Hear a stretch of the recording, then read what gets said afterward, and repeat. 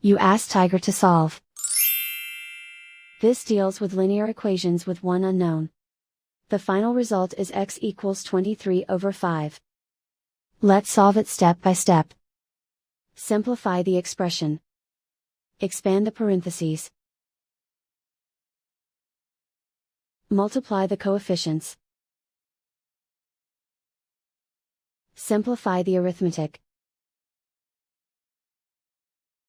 Expand the parentheses.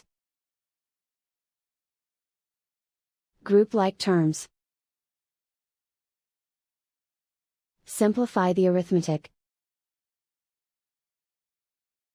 Expand the parentheses.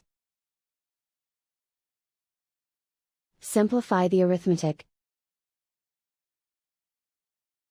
Multiply the coefficients. Group all x terms on the left side of the equation. Add 12x to both sides. Group like terms. Simplify the arithmetic. Group like terms. Simplify the arithmetic. Group all constants on the right side of the equation.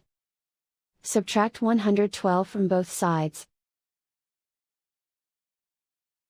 Simplify the arithmetic.